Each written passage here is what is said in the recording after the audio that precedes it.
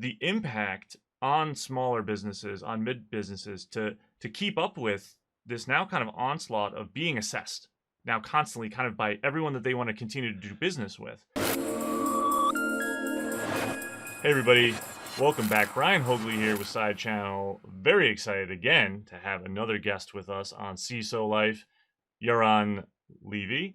He is the CISO at Blue Cross Blue Shield of Kansas, and he joins me here today from Kansas. So, like, you're at home just like everybody else. So, how's it going, Yaron? Thank you for coming on. Good.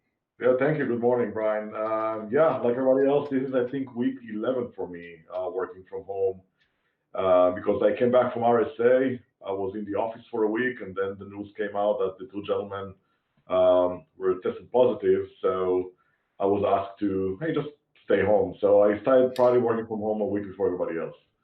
Just at a high level, coming from an enterprise level, right, and view as such as yourself, maybe what's like one or two kind of key things you want to see that mid-market and those small businesses start embracing that they can actually do? Yeah. So I think the first thing is really understanding and having this clear understanding of what generates the most value for your business. And then as you understand that, how do you tie your risk appetite to that? So obviously, I mean, as business owners, I used to be one of them in the past. Um, there are a lot of things that we have on our mind, right? And there's a lot of pressures, and from sales, from marketing, regulations, and so on and so forth. But really, when you think about how to approach what you're trying to do, when you think about how to approach, security, privacy, Mm-hmm. whatever regulations you have, you really need to understand, you know, how does that impact your value creation, right? And at the end of the day, don't do things just for the sake of, well, we do it because it's the best practice. You need to really think about the context of your business and how it ties back, or how this practice ties back to what you're trying to do and accomplish. Right. And like anything else, it's just another form of business risk, and a way for any business owner to make those tough decisions, because again, it's a balancing act like anything else, but really looking at your business value and tie it back to your risk. Yeah.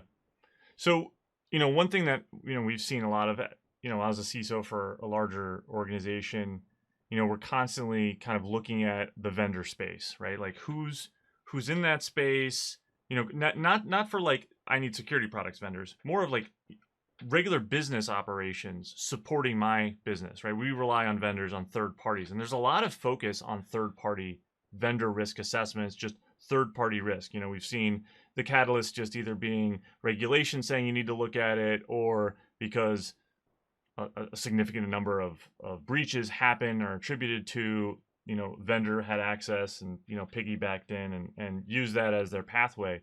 So a lot of CISOs are embracing building out programs to assess their vendors. And there's a lot of different interesting ways, I think some good, some bad, on how to do that. But one area that I have seen is the impact on smaller businesses, on mid businesses, to keep up with this now kind of onslaught of being assessed now constantly kind of by everyone that they want to continue to do business with. There seems to be a disconnect between who's getting assessed and who's doing the assessing. So what are you looking for when you're assessing those smaller vendors? What's your goal? Yeah, so I'm probably going to go a little bit on my soapbox here, and That's just okay. you know, uh, kind of a quick disclaimer, because everything I'm going to express is my own personal opinions. I mean, they do not represent my employer. Right. So I mean, I want to state that first. I think when we step back and we look at the dynamics of the market and the dynamics of our industry, and how with the whole digital transformation, how things are changing for us, right? Mm-hmm. Well, when I started to take my first steps with cloud back in 2009, 10 timeframe, so 10 years ago, right? I remember a conversation where people were saying, "Oh, we're never going to work to the cloud. It's not secure. I mean, we have no control. I mean, we just can't do it, right?" Mm-hmm. And 10 years later, now you're looking back, everybody's like, we have to move to the cloud. We have this kind of cloud first mentality. We have to change. We have to shift. We have to move. And in addition to that, I mean, there's a lot of new businesses, ventures, and great ideas that were born only in the cloud, right? Right. So on one hand, we created a new way of offering, solution businesses value. On the other hand, we are giving up control, or we gave up control. And now when you're sitting from an enterprise perspective, from a company perspective, you're trying to assess and say, okay, again, going back to risk, how do I know?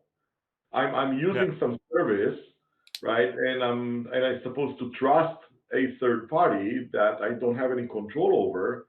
So how do I know that? How do I assess and how do I get that comfort level that they're actually doing what they're saying they're doing, right? Mm-hmm. Especially from security and privacy perspective. And I think one of the big challenges there is kind of, I would say, twofold. One is we on the consumer side of those services are trying to find out as much as we can so we can get that feeling and warm feeling that okay, yeah, we're doing the right thing.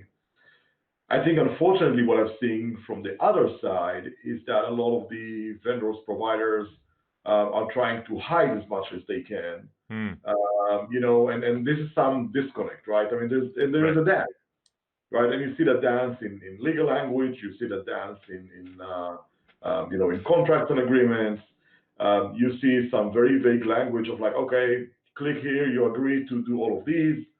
Most people don't even read what they're agreeing to. Right. And, we're all getting to this like we are covered legally, but really, I mean, did we really step in and look deep and really understand the risk and what we are getting ourselves into? Right. So that's one aspect.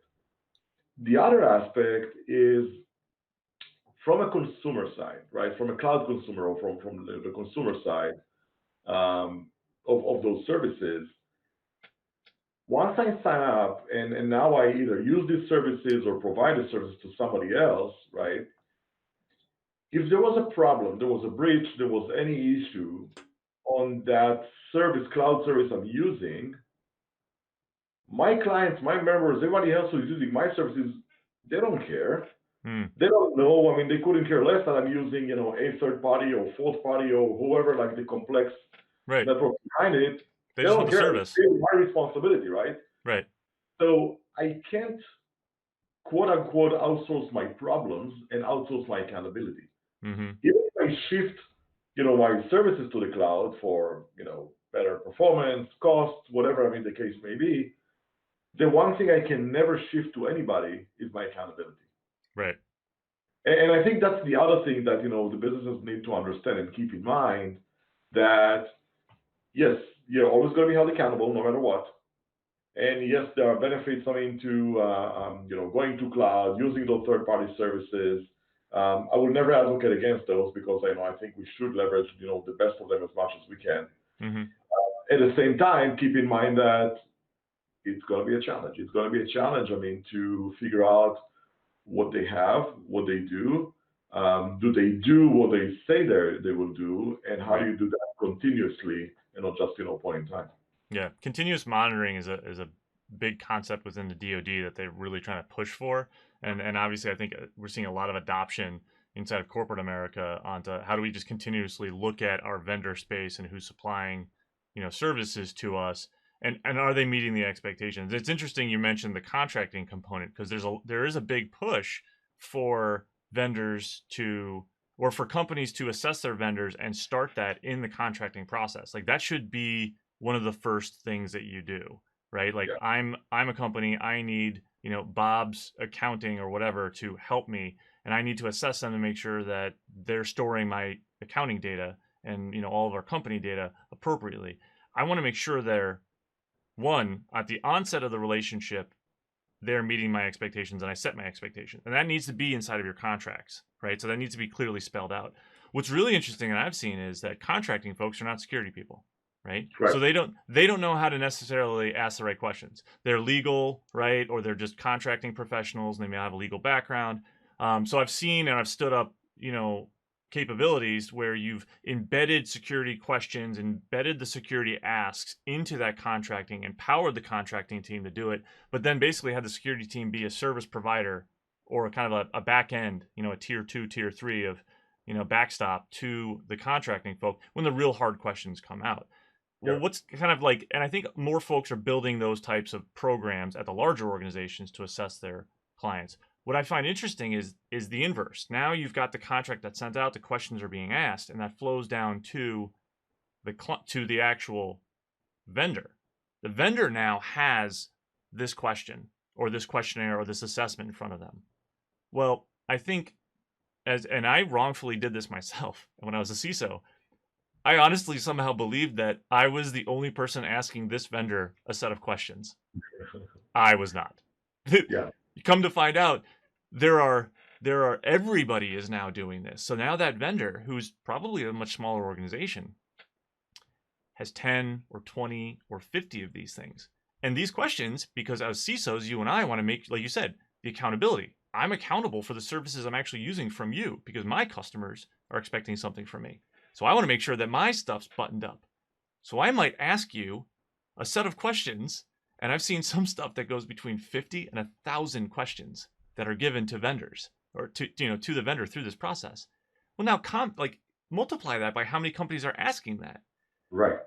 It's inundating the small to mid-market space with like everyone's just getting questions and questions and asked, and they don't know how to kind of stay on top of it. But they need that business because that's a revenue line to them. So they need to maintain it. So they're going to do anything they can to answer all those questions. And what's interesting to your point was they say they're doing things because they want to maintain the revenue line. So they're pleading, yep, we're compliant because you asked me if we are. But are they? Like, can we help them be better doing that? Are we even asking the right questions that we actually need to know? Or are we just kind of throwing the kitchen sink, right, as CISOs at smaller vendors to just make sure we're kind of covered? So like when you're looking at assessing those vendors, what's your view on that balance? Are you taking that into account? Like what that vendor might be going through, or how are you coming up with those questions, and how do you structure those questions to ask vendors? So in our case, we are trying to not reinvent the wheel and try to go with standard questions or standard questionnaires as much as we can, Mm-hmm. where it makes sense, right? So for example, if you're a cloud provider or if you are, position yourself as a cloud provider, SaaS provider, whatnot, we would use something like, the Cloud Security Alliance CAIQ. Yep. So something standard that, you don't have to reinvent the wheel. Right. Great tool, by the way. CSA and that whole platform. I mean, that's a quick win on just getting like probably a majority of questions out of the way of what you're asking. Like, yeah, I'm a big fan of, sorry to cut you off, like I'm a big fan of AWS's transparency page on that. Like no one sends AWS or Amazon a questionnaire. You go to their transparency page. I think you hit the nail on the head, right? It's not transparency. Right. I think, again, going back to what we said before, there is a dance, right? We are trying to do, from CISO's perspective, from the consumer perspective, Mm-hmm. we are trying to do our proper due diligence, and we want to go and advise our leadership about, the risk that the company is taking on and, whether they should accept or not accept that risk. But on the other hand, I mean, oftentimes than not, you see that the vendors will try to hide as much as they can. Yeah. Right. And if you don't ask the right questions, you actually may set yourself to a big trouble. So I think if more and more organizations, I know it's not easy, but if more and more organizations are going to adopt that transparency, like an AWS, like somebody else, Mm-hmm. I think that will probably help the industry overall. And it's a matter of, whether you're being proactive or reactive about it, right? Right. Maybe a third party will decide one day, you know what, look, we are getting way too many questions. Forget about it. We're just going to put the whole thing in one place and just share it transparently to everybody. And if they're actually doing if they're putting, the money where their mouth is, that should not be a problem. Right. Right. It's going to benefit them, not hurt them. Right. Yep. I always get suspicious where you ask a third party a question, they say, well, we can't tell you that, it's proprietary. Well, help me understand, why, right? Right. I'm not asking you to reveal your secret sauce, but with all due respect, security in many cases is probably not part of your secret sauce. Right. It's part of your secret sauce if you're using, some, I don't know, proprietary encryption algorithm that you developed. oh God, I want to run away. I don't want to Yeah, use, I but mean, that's not something like as a CISO, like I would want to ask that. Like the questions I would want to ask as a CISO should be control level questions. Like everyone knows I'm a big fan of NIST CSF, so like I should be asking questions that are at that control level. Like, do you use encryption end to end for the services that you provide to us? And does it meet FIPS 140 right require like that should be the depth at which I ask a question and expect a reasonable answer that should give me comfort. Because at the end of the day, that's what vendor assessments really kind of come down to is the CISO who's asking the questions comfortable with what they're hearing to then factor into the risk equation. If I'm asking about like, what specific RSA algorithm bit 20, like nobody like that, does that give you any more like comfort versus if they're like, we use SHA-2? Like, okay, well, that's a bad example because you shouldn't be hearing that. But like, you want to hear the control level answer, not like the specifics. And to your point, like, if it's proprietary to you, great. Like, is that actually going to give me any more comfort if I know that depth? Probably not. So you're right. Like, if you're hearing oh, we don't want to tell you, you really got to be like, well, was I asking the right question? And if I was right. asking the right question, why don't you want to tell me a control level thing? Like, that seems like that should Well, be on the surface. I think, I always try to draw in my head either a parallel to a different industry Hmm. or think about it, are we so new and special? Or and so we need to reinvent the wheel, or is there a better example or similar example from somewhere else that we can learn from, right? Right. I think to be fair, we as a cybersecurity, we're a fairly, let's call it young practice or young profession. We've only came to mind maybe in the last 15, maybe 20 years. Not to say it wasn't there before, Right. but really the maturity of it really kind of came from the onset of the internet, right? Hmm? And that we don't have 100 years or 200 years of kind of more practice that we got to refine. Having said that, I don't think necessarily that we need to reinvent the wheel. I mean, like for example, if you go and you buy a car, and I don't care if you buy like a Mercedes or you're buying, I don't know if there's a Yugo anymore. I know there was like a bad, crappy Yugo car way back when. Right. Pick another, one, right? Um, you don't send, I mean, the dealership a questionnaire and say, hey, do you guys have brakes in the car? Do you guys have a steering wheel? Right? Do you have like an airbag? I mean, no. I mean, there are some set of expectations Mm-hmm. that you have out of the gate that there are basic things or some things that are coming no matter what. Right. We're going to check, okay, do they have tires or do they don't have tires, right? Yeah. So I Standards. think that's part of we don't have a standard, a good standard yet that we all agreed on and maybe in some cases regulated that Right. says, if you're providing a service, if you're providing a software, these are a set of things that you have to have no matter what. Mm-hmm. Now, we can argue later whether you have a Michelin tires or Dunlop tires, right, or whatever. That's okay. That's your other preference or whatever. Mm-hmm. But you have tires. Right. You have brakes, right? I mean, you have anti-brake system. Okay. I mean, we need to agree on that first. I think we need to get to the same Yeah. when it comes to security. Standard. No one likes regulation, but it actually makes it easier. So like if you're, financial services kind of went through this when New York State came out with DFS Part 500, which was, I think, a really good thing for financial services and the insurance space, because you should be able to essentially break down if you know a vendor is working or held to that standard, you know what that standard is.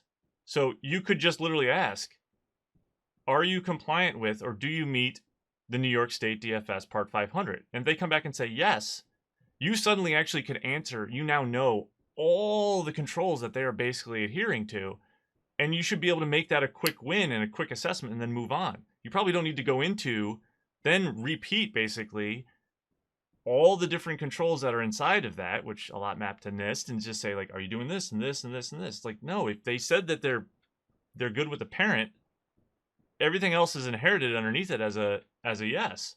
Right. That's like, I don't know. To me, that seems like, where can we find those? But that works well for financial services institutions that fall underneath the New York State law, we don't have that at a national level, right? We probably do, and we need some kind of level of adherence to, do I do this, right? The US doesn't have that. Europe has that, globe has that through ISO, because you can get certified. That can become a, yes, I'm ISO certified, here's my certificate. The US doesn't have one, and US based companies aren't as, at least I've seen, are not as like jumping up and down to like go get an ISO certification. So like a national or a regulated component or standard would be really beneficial, I think, for all of us Yeah. to solve that issue.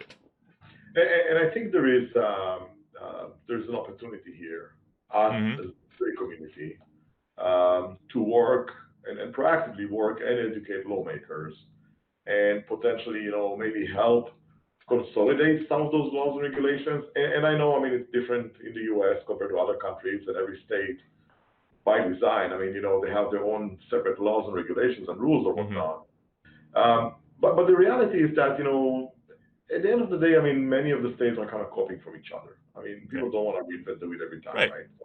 So we're probably not going to have like, 50 different wheels. But if we would have been more proactive about it and work with lawmakers to really try to come up with something that is more standard and makes sense, Mm-hmm. I think that will help kind of drive it. I don't know, and I don't think that I've seen a lot of that coming from out of the security community. I think there's definitely, I mean, there are some initiatives, but by and large, I don't think that we've seen something very robust or mature or really kind of driving that force.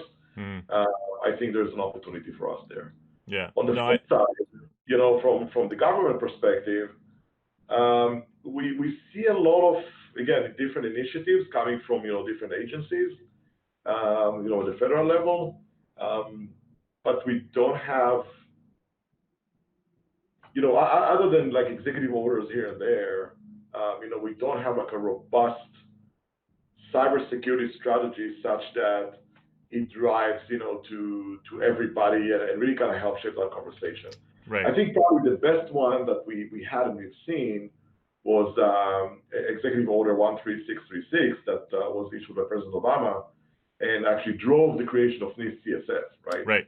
Yep. So the model works, right? The model works and can work. Mm-hmm. The question is again, how do we drive that consistency more across, from the top? Yeah, it needs to be. There's got to be an adoption down. I mean, like to some degree, the SEC and their waves of assessments have adopted the NIST CSF. New York State's that DFS policy or that law that came in, that was mirrored and adopted a lot of what came out of CSF, so that was good. And then we saw the other, the AIA and the NAIC creating the model law that all the other states then adopted based off of what New York was doing, and that seems to be right. But you still kind of, you don't have, it's piecemeal adoption, right? And Right. it's not a national type of a conversation. I know the DoD is doing that with the CMMC and that standard within that industrial base. But outside of that, you don't have that top level, concurrence. So yeah, I'm not a big fan of like having big government, but standards and regulations like this work out. I mean, like you said, for the car industry, us as consumers feel better because there are standards on automobiles that we just are like, this can't be sold to me unless it has these things. That makes me Right. feel better as a consumer. The same thing needs to happen, right, for cybersecurity. Like I as a vendor, either selling or buying, I want to feel confident knowing that if it's in this space or underneath this, area or sector or industry or just inside the US, it's going to have these things. I'm going to feel better about it. There's a Yep. standard now. Yeah, it's Yeah. And I think there's another aspect to that again, just to keep some things in proportions. It's a matter of time, right? If you think about right. the acceleration and you think about how long it took us as consumers to adopt cars and for cars to get to a mass penetration of a market, right? It took 100 years, right? If you think about new technology Right. in this day and age and how long it takes that, I mean, to adopt and sometimes even to fall, Hmm. I mean, it's sometimes less than 2 years. I mean, all of a sudden, people talk about blockchain and AI. I mean, we didn't talk about blockchain and AI 2 years ago. And Right. all of a sudden, I mean, we have to be experts and we have to be, have a robust control and robust security practice around AI and blockchain to do some things that, like, how do we get there, right? Yeah. I think to your to your point, how can the cybersecurity community, the folks who are the experts, help empower, enable, support lawmakers who are ultimately going to create the right regulations and laws that we want to see? Or are we just, is it lobbyists and lawmakers we're waiting on to do it? I think there's a lot of folks in our community that would gladly volunteer and have volunteered to help support initiatives like that.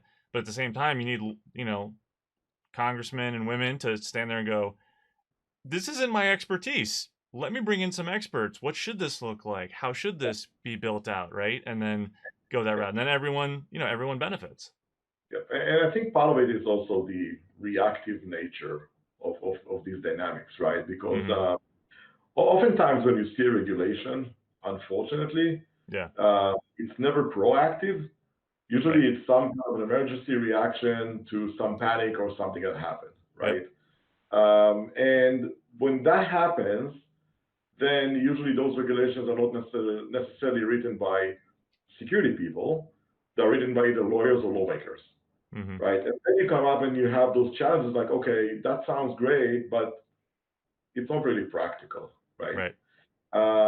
The other risk that you have, or the other problem you have with that is because of those, the approach of all of those regulations, I mean, they take, you see that a lot of businesses are really striving to meet the letter of the law. Mm-hmm. It's not beyond that, Right. right? And a lot of those regulations are very generic. They're not prescriptive. They leave a lot of room for interpretation because they're trying to appeal to the mass, broader common denominator, if you will. Mm-hmm. And you end up with something that is not really effective. Right. Yeah. Right? Happens quite a bit. Yeah. So Yaron, I want to thank you for being on today, taking the time. One day I'm going to get out to Kansas, and we're going to Absolutely. grab Yeah. a beer And and for hang out. the case of Kansas City, there are two blue plants. There's Kansas and Kansas City. Ah, So oh, okay. my friend Matt in Kansas feel that I took his job, and Matt, you're good. You're still the seat of Kansas. I'm in Kansas City. Excellent. Hey, thanks again for coming on. Always appreciate talking to you and being part of the team. This is great. Hey everyone, thanks for watching. Just keep your head up, keep smiling, go find something to go be happy about outside while the weather's warm. I know it is nice today here in the Boston area, so I'm gonna go maximize my lunch and go see some sunshine. So take care of yourself, take care of each other, and we'll talk to you soon. This is Brian Hoagley with SideChannel and CISOlife. Thanks again.